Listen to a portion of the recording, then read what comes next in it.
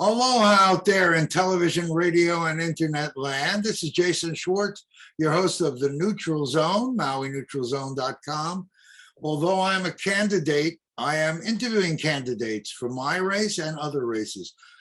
Last week, I had an interview with this young lady that we're looking at here. That's Kelly King, who most of you know is on our Maui County Council now. But last week, when we were doing our interview, there were things in the air, and we had a nice conversation, but things have developed, and we thought to get back up here. Hi, Kelly. Welcome to the show. Aloha. Thank you for having me again. Now, last week, you were in this funny position. You have great support, but that great support saw that they wanted you somewhere else, and they were rallying. So tell us what's going on. I think you can announce it best. Well, I think I'm finally over my shock myself, because in the last week I've been talked into running for mayor. I was able to file, got a lot of support from folks donation wise and help boots on the ground. So we're off and running. There's a website, a Facebook page, an Instagram. You know, we've got our logo out there. Our signs just came today or yesterday. And so we're up and running for the campaign for mayor. But, you know, it was a bit of arm twisting for people to talk me into this and actually put together a campaign team to convince me to do this at the last minute. But I'm actually, my excitement's growing by the day, because I keep thinking about all the possibilities for changes and the things that really are not that difficult to fix in the administration if we just start focusing on strategic planning and professional qualified people in these lead positions. So daily I'm getting just a lot of emails about frustrations that people have and their excitement at having somebody who's new and proactive coming into the government, this county government situation. Well, you know, I just yesterday saw something coming through the mail and the email, and it said that there are candidates, a couple of them, that are running for mayor who want to convince their people to vote for you because they are also afraid. So I thought about that, and I said, well, somehow if you don't take your name off the ballot, all the people you don't get to are still going to vote for you. What do you recommend to those few possible candidates?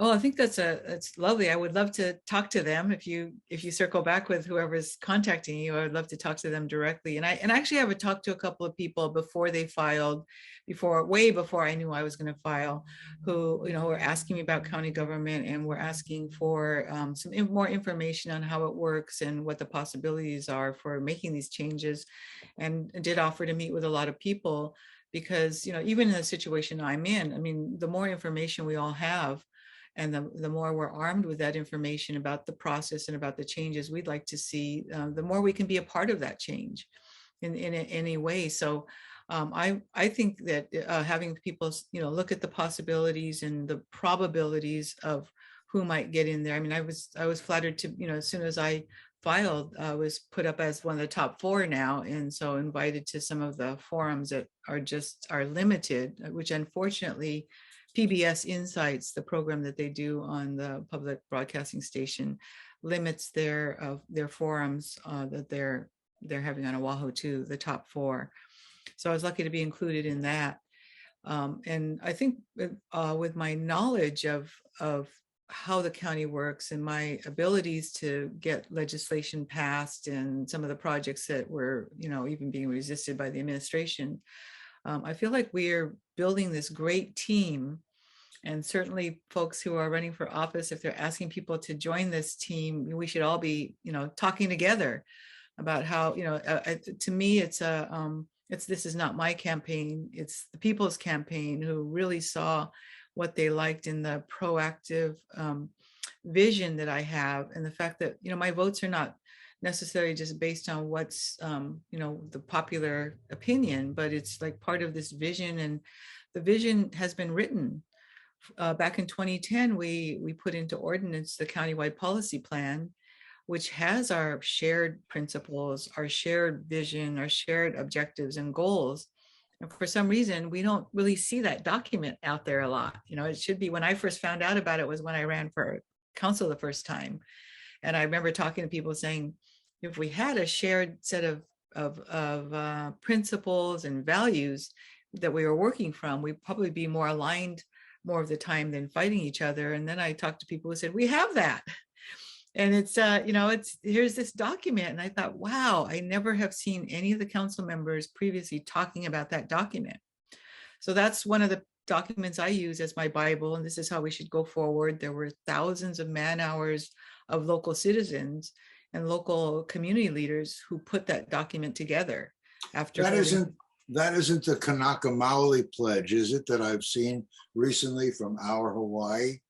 That's a pledge, but what I'm talking about is an official part of our county ordinance called the Countywide Policy Plan. And anybody who's running for office should really look at this for the county, because it's got our goals and objectives. And it hadn't been touched since it was adopted into ordinance in 2010. So in the last couple of years, I was the first one to add to that. And I added to the goals and objectives the climate issues, climate action, because that wasn't part of it. Originally, when it was passed, I don't think people were really talking about climate change in 2010. So that was the first anybody had actually ever added to that document. But it's a very solid document. And it's a very good document in that it says, here are the things that we value after these community leaders came together over several years, brought in stakeholder input from all around the island and settled on this set of goals and objectives. That's really great. That is really great. So we don't have to reinvent the wheel necessarily. And, just one of the reasons I'm excited about being on the council is because that document aligns so well with the things that are part of my vision for the island. And then the circular economy and the things that we are talking about in different terms now, but are still the concepts are institutionalized, just building up agriculture, protecting the environment, respecting the culture, and respecting and preserving our local culture, our host culture. All of these things and more are in the countywide policy plan. This may sound like a funny, simple question. Shouldn't everyone be aligned to that plan naturally? Sure seems like it. Everyone should. And, I hear a lot of times from even lawmakers on all levels, you often hear people come and testify in favor of certain types of legislation that are going to help local people or are going to save the environment or address things like, the economy, and say, well, that's a really good idea. When you hear people come and testify in favor, I've heard so many times, we appreciate your testimony, and then they vote against it. So, if you really have to, that's where I feel like I have a reputation for walking the talk, because that's what I do. I don't talk about things that I'm not willing to do. Why is it that the council people, when they vote, don't explain why they vote that way? What is that? Well, sometimes they do, but it's not thorough. I mean, I've heard it's not, and it creates animosities that linger and now past even an election cycle. Someone did something way back when, but because they didn't explain why they voted that way, there's this, I don't know, I guess perception. Maybe when you work in the trenches like you do, you can tell me where people may really lie, but God knows, I would hope that everyone is like you, and like I've always found you, totally transparent. And that's how I hope I am. You wonder, why is Jason running? Jason hasn't been in any seat all these years. I've had people tell me, you should be there. You should be voting, because you are the guy that's been standing this stuff up for 30 years. You talk about that thing in Oahu, I just have to comment, because, political action groups or groups that say, let's see, we have 7 people running. Well, they're only going to choose the top 3 that we think are viable. After working for 30 years, when people that you think are your allies suddenly don't think you're viable to even be considered as a candidate to interview, and then they make some pledge, I felt very personally injured by some of these political groups that don't realize they're not really being fair to things. And I'm not sure how do you deal with it? Just think of it as, that's just politics. even environmental groups can be not doing it fairly? It is politics, and this is part of what folks like you and I are trying to change, right? We're trying to change the way politics is done, and one of the key points, I think, is people thinking of themselves as politicians and as identifying with titles. Because I really think of myself as a statesman. I don't think of myself as a politician, because I don't do the normal things like dancing around questions and, hiding my true intentions. I've had people come up to me at forums throughout my tenure running for council and running for re-election, who have come up to me after forums and said, "Oh my God, you're the only one who actually answered the question." And I'll tell you that, one of the pieces of advice you get when you're going into politics is people will say, it's a typical thing that you have to know to not answer the question you're given, but to turn it around and answer the question that you want to be answering. And I remember telling people that I'm not going to do that. If people are asking me a question, it's because they want to know the answer, and I'm going to respect that. So I actually have had people say, you're one of the few people that ever actually answers the questions that you're given on a forum. So, you have to be able to admit what you know, what you don't know, and to say what you know, what you do know, and what you feel. And also to recognize, as I do as a business person, that you don't have to be the smartest person in the room. You don't have to know everything. You have to be smart enough to hire the smartest people in the room, and to hire people who know what they're doing. And I have a background in that, because I've done that in my business. And I was thinking about this when I was mulling over whether I would want to jump into this very crowded race. And I thought, well, it's a lot of work, but if you hire good people, they will do the work, and you don't have to run around, micromanaging. And I did that before I ran for council the first time. I hired somebody to be a marketing director to take my place in our business.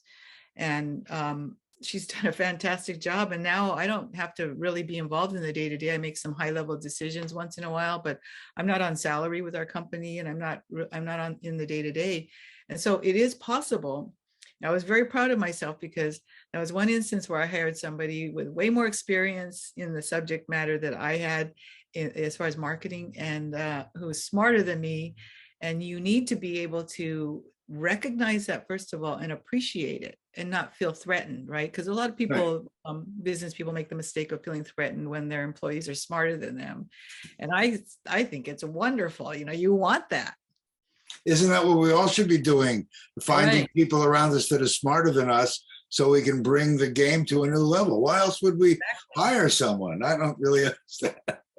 Well, I'm happy, when I think of this race, what kind of issues are the differences that your group thought important enough to put you in this spot? Is that a good question? That's fair? Well, it is, but I think the issues are the same. I think that just a lot of people have seen me already addressing the issues. I've already brought affordable housing to South Maui, and the lowest, the affordable housing that I brought to our community serves the very lowest income people, the lowest AMI, area median income group, which is below 60% of the area median income for South Maui, or even for Maui. And things like climate action, which, the climate change is our next pandemic that we're already in. So the work I've been doing as chair of the Climate Action, Resilience, and Environment Committee, I've already been doing things like banning the chemical sunscreens, and we're working on a lighting bill now that's going to save us from the seabird fallout, our native Hawaiian seabirds that fall out of the sky because they get so confused by the type of lighting we have. I've worked on energy bills that now the county is required to monitor the energy and water usage of our facilities around the island, and set goals for lowering those, for being more efficient with energy and more efficient with water. That bill passed, I don't know, several months ago. I mean, I've just been going, kind of breakneck speed with these bills. The next one is a wetland restoration bill that I'm hoping to get out of committee to protect. And yet you were very conscious to be jumping out of it into a state race. So obviously you thought there was something at a state level that you could make a difference at. And I'm hoping that those issues are still in your in your craw, as we say. Yeah, there are. I mean, but we've helped the Big Island pass their chemical sunscreen ban. It just passed out of second and final reading today. Right. So as I'm also vice president of the Hawaii State Association of Counties, so we have representation from each county council, and we share those kinds of ideas. And I'm really excited to be sharing ideas back and forth with the Big Island and the environmental leaders on that council. So we kind of borrowed from their lighting bill, and they're borrowed our chemical sunscreen ban, and we're working across the state. I want to get, that's what I was thinking about when I was running for state house, is like we get to the level where we could pass these bills at a state level, and then we don't have to go piecemealing county by county. But there is a good start on that, and I've been talking to some of our state legislators, especially the ones who went to COP26 and were there with me. Yeah. So I have that communication is open, and I think I'm pretty well known at the state legislature already as, the climate champion. So I interact with a lot of 350.org, the Environmental Caucus, the Life of the Land folks. I mean, just keeping up on what's happening over there and what the changing technologies and the new information coming out about the environment and about climate change. I'm pretty up on all that. And then I get emails from those folks asking for my opinion on different things. I'm running a camera now, and that camera is moving forward and now has you sitting in the mayor's seat, and you have the same issues and you're working on the same stuff. Now that you're in the mayor's seat, can you help the council, or would you recommend to the council issues that you find as a priority? Is that a missing step, by example, that might be not have come down through the present administration? I'm trying to kind of figure, okay, you're now in this seat, how will your role change toward making all these good things happen? Yeah, I'm very excited about being able to collaborate with the council, because we can move these things along faster if the administration understands the science behind the bill and makes that. It takes a lot of time, because I've got a lot of presentations into my committee to educate my fellow council members, my colleagues on the council, and before I try to pass bills, so that we know what we're passing when we get to that.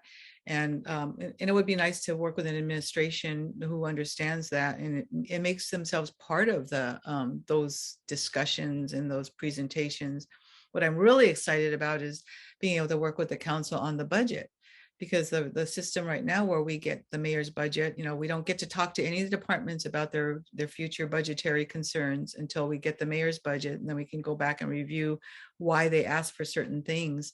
But if the mayor was working with the council before the mayor's budget came out, and we recognized our priorities as a county, which are laid out again in the countywide policy plan, and we built a budget that prioritizes the things that we honor our shared values and that we have already decided are our goals. I think I could shave a month off of the budget process for the council, because it wouldn't be like, I'm going to do my work in a silo, then I'm going to give it to you and you do your work on it. It would be all of us working on it together.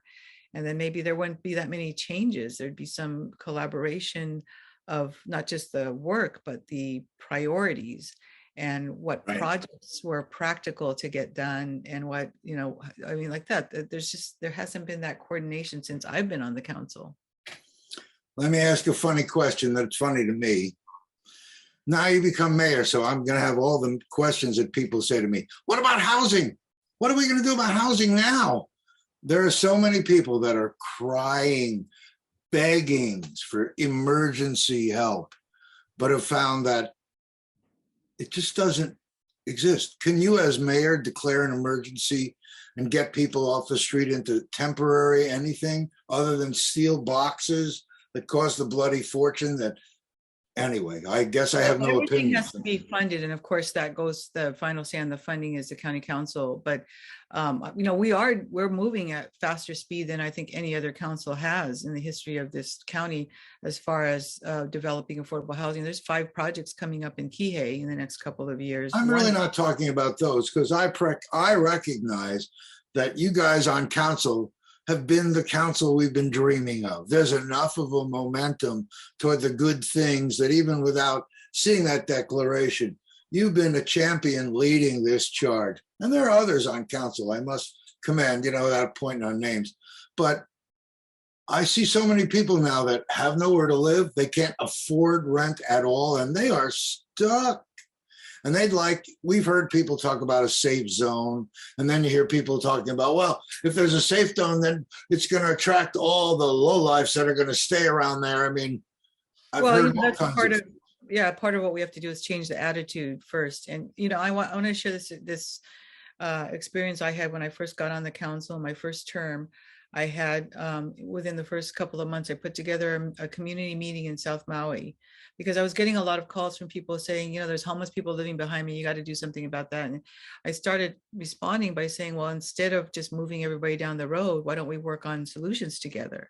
Why don't we recognize that these people are part of our community and see what we can do to help with the situation? So I put together my first community meeting was about 35 or 40 people. And there were maybe about 5 homeless people in that meeting. So my only goal for the first meeting, and I had a panel of people working on homelessness, people from the administration, and people that I know knew in various nonprofits. And I said, the main goal of this meeting is to find out if we have a community that cares enough to work on these solutions. And if we do, we know we can get it done. If everybody's just going to say, move them down the road, now we have a problem. We have to work on attitude shift.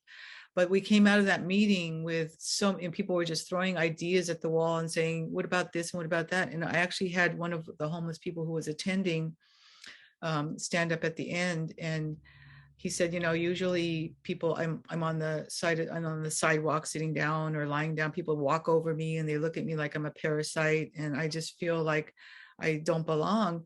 But after being in this meeting, I didn't realize how many people want to help, who want to be part of a solution. I mean, he had all of us in tears by the end of his speech. And so that was a really successful meeting, because I said, there's the will here in the community. The next meeting we had was to actually constructively make a list of some of the ideas that we had and new ideas, and to figure out what we could do in the short term and what we could do, what's a long-term proposition, and what could be done as a volunteer. So we had that second meeting, and there were like 80 people who came out, and we started throwing ideas around. And so the safe zone thing was one of the ones that came out of there. And I worked on it to try to get it, get the help from the administration. I could not get the backing I needed from the administration, but we segued into kind of a task force volunteer meetings that we were meeting regularly every month.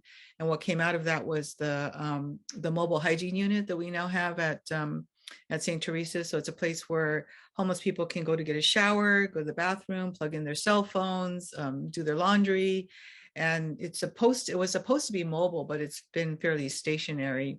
If you're a council member, once you can promulgate these projects and you can get them funded, but once that happens, they're in the hands of the administration. So, we're kind of at the mercy, but it's a good start. And then now I've circled back and got funding for the safe zone for people to sleep overnight. So what you're talking about with people being negative about it, and there is an attitude I've seen around the county that, if we help these people, we're just enabling them to be homeless. We have to start thinking about the people in our communities as members, whether they have a house or not. So you talk like me. You sound like you're reading from my script, but the truth is, you're showing your humanity is what I'm seeing. I don't really see that, even if you don't think it. I don't know why our present mayor, he sort of acts like a tough guy when he's a very gentle, nice man when you see him. But for some reason, this angry stance, homeless people are really not happy. I mean, I just bringing it up. They don't really feel like they're being helped now until we get to a stage of the housing that you're creating where there needs to be more of the. We're looking at rentals because homeless people can't afford to buy, for the most part, can't afford to buy. When we opened up Kaiwahine Village, which is in North Kihei, we did get some homeless people housed because the rents there are low. I mean, there's a lot of homeless people that are actually working, but they can't afford housing, so they live out of their cars. Yeah. So that project allowed people making low incomes, like $30,000, $40,000 a year, or maybe in between 40 and 50 as a household income. That means it could be 2 people's income. To get the 2-bedroom apartments were starting at $511 a month. That's at Kaʻonaʻulu corner there? That's the one you're talking about, or So the other one? That's at the top of Kaiwahine. Okay, so there are a couple in North Kihei. This is the first one that's on the mountainside. Well, this is the first one I've seen that actually addresses what we call 60% AMI, area median income, and lower. Most of the housing that's been coming in has been labeled workforce housing, and it's for higher income people. So we need both.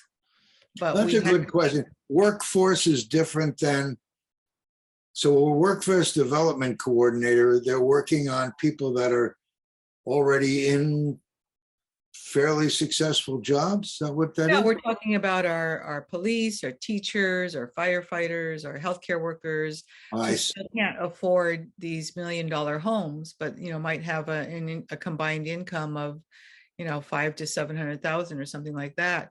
I mean, not five to seven. Up to maybe if you're a firefighter and you're making, say, $5,000 a month, or I'm not sure what they make, but that would be $60,000 a year. So if you have a combined income of 150,000, then you're supposed to be spending no more than a third of your income on housing, right? So there's that level of workforce housing that we have to accommodate as well. People who have good jobs, but they still can't afford their payment and be able to do the things that they need to do with the rest of their income, like food and medical, and maybe have some vacation time, maybe have a what's that, right? Yeah. So the thing that was missing, I think, for a long time, especially from South Maui, was the lower end of the spectrum. And that's why so many people are getting homeless, because they can't find even a rental. The rentals were up to like $2,000 a month for a studio. So now we've got reasonable rents coming. There's another project by the same developer that's going to be similar rents, that it's going to be opening at the end of the first phase, is opening at the end of this year. And this month and next month, at some point, the applications are going to be open, so people can come in and apply for the lottery for that. Those are going to be killer ocean view apartments, because they're right up above the golf course. And I can't even tell you how happy I am, Jason, that we're finally recognizing that it's not a waste of money to build affordable housing where there's an ocean view. That we shouldn't be valuing people by their income. But I'm expecting. When you talk about the golf course, again, I keep looking at the upper highway. I guess Pi'ilani Highway is upper now, but lower means Kihei Road, and we're talking about that little lower. I don't know what they call that sort of service road. It's off of Lipoa. If you go up Lipoa into the R&T Park, on the right-hand side, there's the golf course. Well, I'm saying that what happens is we were all recognizing that in the future, everything's traveling this. It was the lower road. Now it's the upper road, and you talk off Lipoa and you're going behind the golf course there. But I'm saying the traffic on that upper road, are we already thinking about another upper road because what we built is too small to handle? Well, there are some people thinking about it, but first we have to complete the north-south collector road, because that doesn't go all the way through. And so that's why a lot of people don't take that road. Once it goes all the way through, I think not only will people drive on that road and stay off the highway, but I think there'll be a lot more people biking and walking along that road, because it's going to be built as a multimodal corridor with bike paths and sidewalks on it. So it won't be like a thoroughfare, like some of the people around that area are very afraid that it's not going to be, back in the day, 30 plus years ago, because I live on the north end of this north-south collector road, they were proposing a 4-lane highway from one end of Kihei to the other. And we all resisted it because we didn't want, we wanted to go through, but we wanted to continue to be 2-lane. And so we got that off the table, but then we lost a lot of federal funding with that. So we're trying to get more federal funding now to complete it. But this has been on the books for a long time. And this is sometimes what happens is, you get a project like this that everybody wants, put a couple housing developments, and all of a sudden there are people who are fighting it because they're right on the road. And, when they call me up and say, hey, I live on this and I don't want this, I'm like, my response is, I live on it and it doesn't bother me. I've been living here for 40 years and it doesn't bother me. There's not, you until you live on a road and you experience it, you have all these fears about how much traffic is going to go by, and all the problems we're going to have. And so I'm just saying, as a person who's experienced Kihei, that yeah, we get a lot of traffic when they have this crazy 3 projects going on at one time, and they're blocking off parts of South Kihei Road, and they're blocking off parts of the highway. But everything will settle down after, when we start getting some coordination. And that's what people want. They want, if you're going to do projects, coordinate them so that we don't have both roads closed off or narrowed at the same time. So that's an issue. But that road going through, I mean, I'm one of the people that are saying, when that road goes all the way through, I'm getting a bike, because right now you can't ride your bike all the way through on the North-South Collector Road. What other issues as mayor do you feel that you would want to make an immediate change? Anything specifically? Yeah, I mean, I've listened and watched for a couple of decades. Every person who ran for mayor said they were going to do something about the permit process, because that's one of the big complaints. Yeah, we've heard that one a lot. Yeah. So I've talked to a couple of former planning directors about some ideas I had. One of them being to create a transparent list that's online, so that everybody who applies for a permit, and that goes online, you can see the date you applied, and you can see the date that you got it. And if you apply for a grant or a permit in January, and someone else applies for the same type of permit in June, and somehow they get theirs in August, and you're waiting in December, you still haven't gotten yours, someone has to be accountable for that. We have to figure out why we're getting, I've heard so many complaints from builders and architects and people in the industry that how long it takes to get a permit, and they watch other people walk in and 3 weeks later they get their permit. So something's not right there, and we need to make that more transparent. I would like to see, and this is done in other communities, where you have an ombudsman or 2 or 3 that will take on, act like the people coming in for permits, especially the people that just want to add a garage or put a bathroom in their house, that you take them on as like clients, and you walk them through the process. And this is happening in other communities. And so they have somebody they could talk to if the process is getting too slow, and someone who could follow through. And they have someone who tells them, here's the next step, and here's the level of plans that you need. Because we see a lot of professional developers who hire professional consultants for big money, and individuals can't afford to do that. If you're just trying to do an add-on, you don't have an extra $10,000 to hire a consultant. But for instances like that, we should have our own consultants servicing the community. So I don't think it'll take extra funding, because there's so many executive assistant positions in the mayor's office that those positions could be repurposed to actually work with the community to speed up these processes. Another place I would like to have one is in the Office of Economic Development, because people who are applying for grants, and they may even already have their grant listed in the budget because the council put it in there. I've heard people take 6 to 8 months to get their grant, even when they were a line item in the budget.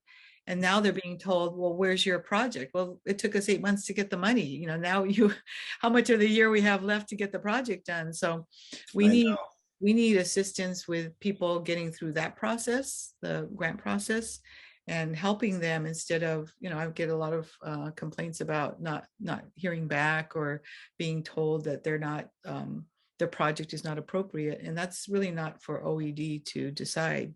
If the council puts a grant project in the budget, it's already been vetted, and it's not for the administration to say, well, we're going to vet it again. It's for the council to be accountable if they're going to put projects in there. And if they don't happen, then people should not get funded again. But, we put a lot of energy in as council members when we propose these projects, and we have long discussions sometimes with with our colleagues about what the priorities are, and why certain projects should get funded, and what should be a line item, what should not be. And whatever goes in there as a line item should be honored by the administration. Okay, the council vetted this, let's get them their grant as soon as possible so they could start doing this great work. Why doesn't that happen? Is there actually someone getting in the middle? I mean, is that what you're thinking? That someone's slowing this process down?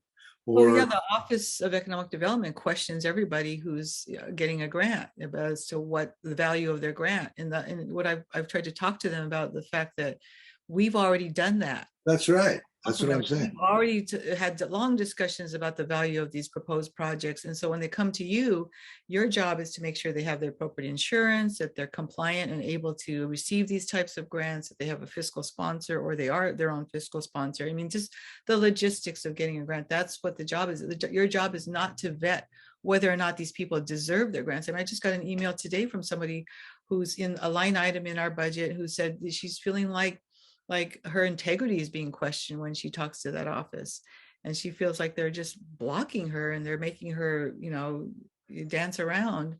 And I know this project is right in my district, and I've seen the progress on it. So that's where we have to have better trust between the administration and the council. Well, I can see where that would immediately make a giant shift happen. I really appreciate that one. We are in a kind of a funny time. It's not that funny. The COVID thing is over, or it isn't over. And now they're going to not have any more testing before people get on planes, and they're going to come here. So it's going to change. I don't know what it's going to change. Are we still have kids with masks in school? I don't have kids, so I don't know. I don't know. It depends on that's a purview of the state. The county doesn't have anything to say about the public school system. So I understand. I hear a lot of these issues that aren't locally decided, but I'm always wondering, does a mayor have any kind of leeway to be able to supersede anything like that? Well, not the state facilities, but the mayor and the council address what happens at the county level, county facilities, and whatever is our purview in the county. And so we early on in the process, when the CARES Act money was coming in and being decided behind closed doors how it was going to be spent, the council, I put in a resolution that was supported unanimously by the council for urging the mayor to put together a task force, a transparent task force of stakeholders in the county to try to make these decisions and then let people know what we're doing.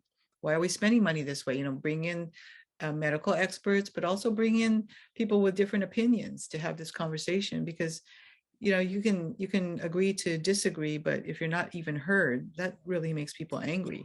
So right. I would like to do that, and I would like to get collective intelligence talking about what steps should be made and be making these decisions as a county, and not just who are you talking to, who's making these decisions. It needs to be transparent who is on these task force and who's making these decisions. I'm sure everyone listening liked that one a lot, because the transparency issue, I think, is probably a lot of the steam will go away from fighting if we're just clear on what we're doing and why, and we can find an answer on how to make it all work even better. So it's just why you wouldn't collaborate with the county council is beyond me, because now you have 9 more allies in your decision and 9 more offices that can disseminate the information as to what we're doing and why. That's really what it's all about, is people need to know what we're doing and why. And a lot of times people might not agree with it, but at least if they understand why they're part of, and they know somebody who's been part of the decision making, and they know who's the decision makers, then they can feel like they're part of the process. Right now we're just like waiting for the information. How is our infrastructure money being spent? How is our 3% TAT surcharge being spent? How is our ARPA money, the American Rescue Plan money, being spent? And we asked these questions during budget. The council asked these questions, and we never got a clear answer of where it was in the budget. Because those are the monies that I was talking about, thinking there might be more directed toward emergency things. That's what I was talking. That stuff doesn't get discussed between the council and the mayor's office, I think, is a gigantic omission. Yeah, it needs to be discussed, not just between the council and the mayor, but it needs to be discussed in public too. You need to have public groups. Why is that not priority one? I don't understand.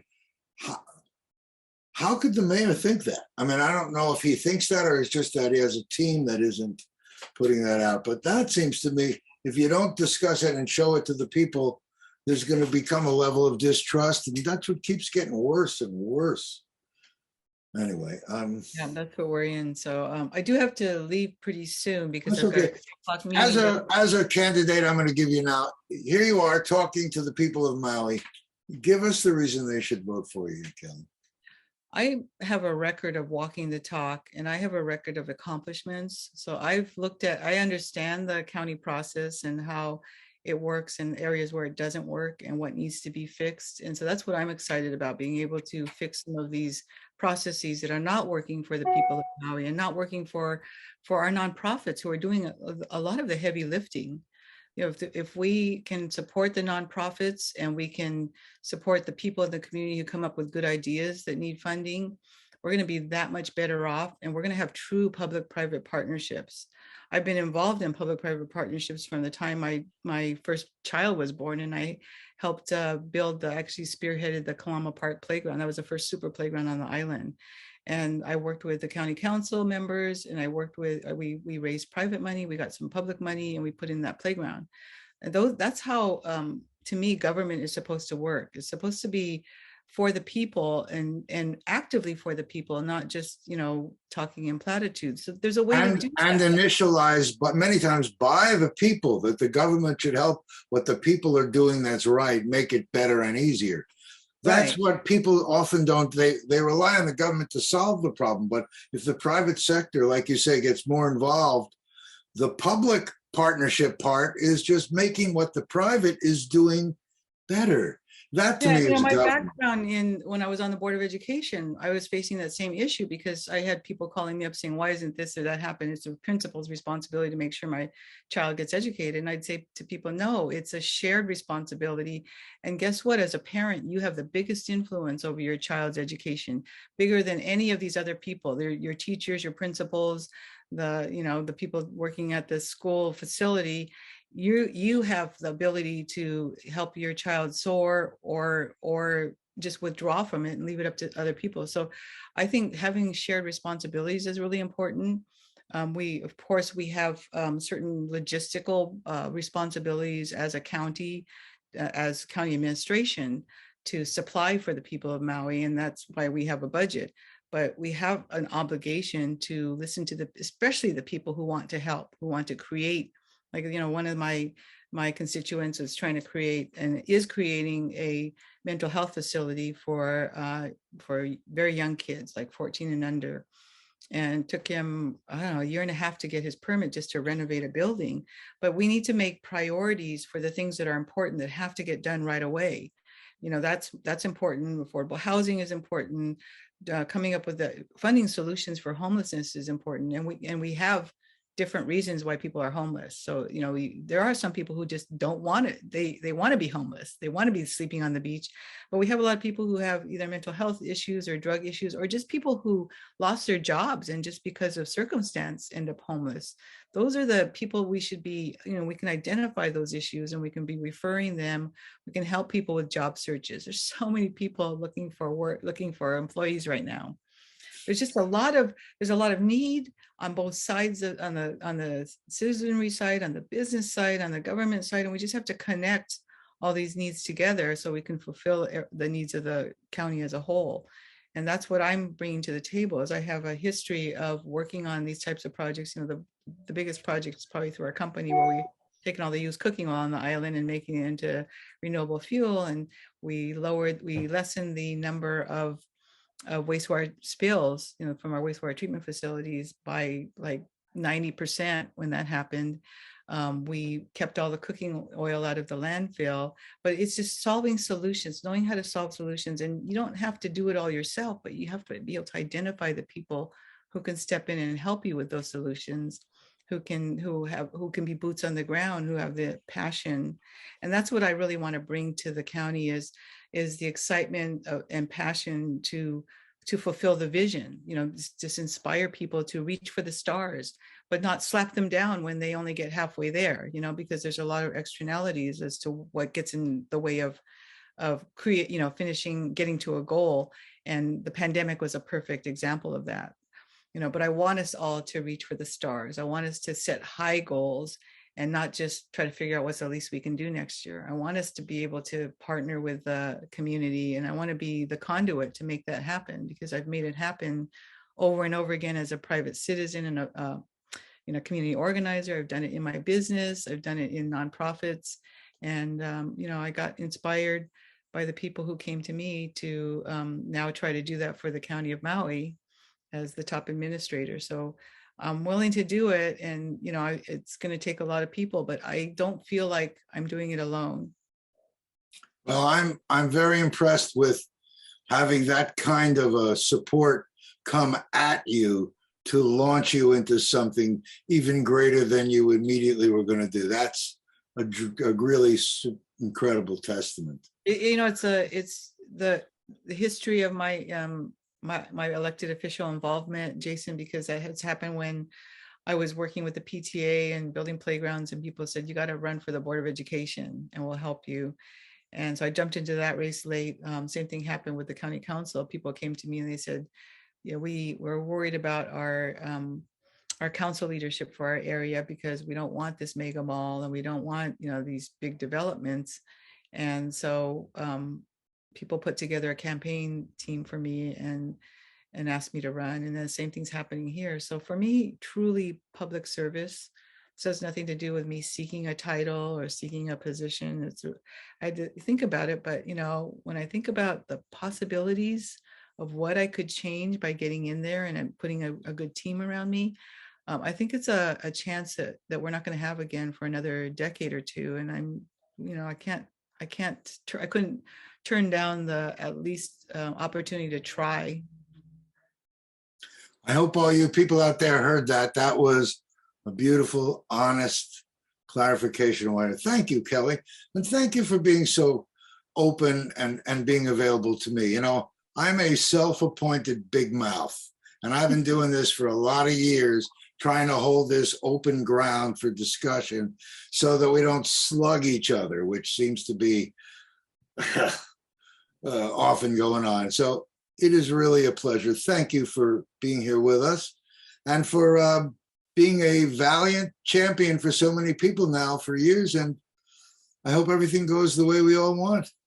Thank you, Jason. And thank you for yourself as well for stepping up and running for office and offering your perspective and your vision too, which I think is probably really aligned with mine and with what we're talking about with the countywide policy plan. It is. And I didn't get into stuff of my own passions about promoting art and music, and for another story for another day. Thank you for being here. It is a great pleasure. I always appreciate you're one of the most open people we have, and it is a pleasure. And I hope that the people that are viewing will strongly consider you as a candidate for their next mayor. Thank you so much. And I would really appreciate too, if you wanted to send me a link to this interview, that would be great. Because I will. And if you'll do me a favor of sending the web address so I can put it right here on the screen, it'll be there the whole interview. Okay. It's I'll send it to, I'll put it in the chat, but it's www. Wait, let me see. My website is kellykingformaui.com. FOR Maui. Okay. FOR. So we're not doing the funny four. It is a pleasure. Thank you, Kelly. I know you're very busy. I know we'll speak soon. Okay. Blessings to you. You too. Aloha, Jason. Aloha. And all you out there in listening land, we will see you soon. Aloha.